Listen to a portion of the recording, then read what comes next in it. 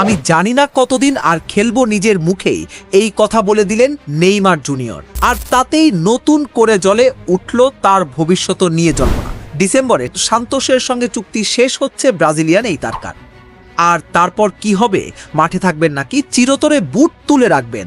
সেই প্রশ্নের উত্তর এখনো অজানা খোদ নেইমারের কাছেও। বহুদিন ধরে চলা অবসরের গুঞ্জনের মাঝে নিজের দাতব্য প্রতিষ্ঠান ইনস্টিটিউট নেইমার জুনিয়রের ষষ্ঠ বার্ষিক নিলাম অনুষ্ঠানে সাংবাদিকদের সামনে এসে অবশেষে নীরবতা ভাঙলেন তিনি।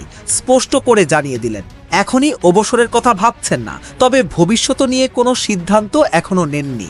নিজের কথায় বলেন, আমি জানি না কতদিন খেলা চালিয়ে যাব, এখনই থামার কথা ভাবছি না, তবে কতদিন পারবো সেটাও নিশ্চিত নয়।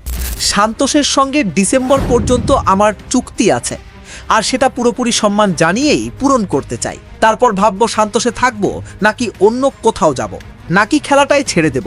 সত্যি বলতে এখনো নিজেও জানি না কি করব। ডিসেম্বর আসতে এখনো অনেক দেরি। এই অনিশ্চয়তার মধ্যেই একটা বিষয় স্পষ্ট, ব্রাজিলিয়ান ফুটবলের এই আইকনের পরবর্তী অধ্যায় কেমন হবে সেই উত্তর মিলবে শুধু সময়ের হাত ধরেই।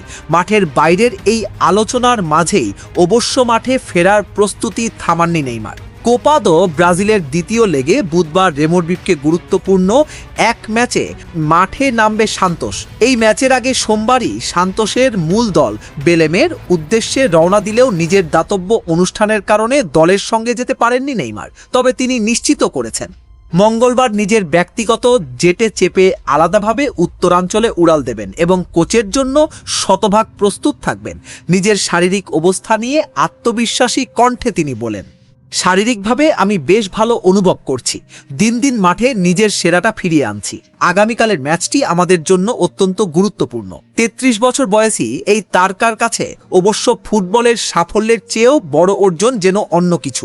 নিজের দাতব্য প্রতিষ্ঠানের কথা বলতে গিয়ে আবেগঘন কণ্ঠে তিনি বলেন, আমি যা ভালোবাসি তা অন্তর থেকে করি, আর এই ইনস্টিটিউট গড়ে তোলাই আমার ক্যারিয়ারের সবচেয়ে বড় অর্জন। আর মানবিক এই কাজের মধ্যে যেন নিজের জীবনের দুটি সবচেয়ে গুরুত্বপূর্ণ অধ্যায় খুঁজে পেয়েছেন তিনি। এখন পর্যন্ত নেইমার নিজেও স্পষ্ট করে জানাননি কবে তিনি সত্যি অবসর নেবেন।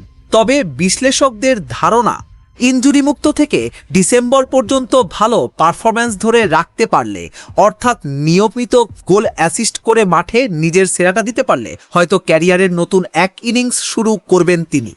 হয়তো সান্তোসেই থেকে যাবেন, কিংবা মেজর লিগ সকারের মতো নতুন কোনো ঠিকানায় পাড়ি জমাবেন। কিন্তু ঘন ঘন ইনজুরিতে পড়লে সহজেই হয়তো ক্যারিয়ারের জবনিকা টেনে দিতে পারেন তিনি। সিদ্ধান্তটা কি হবে সেই অপেক্ষায় এখন গোটা ফুটবল বিশ্ব।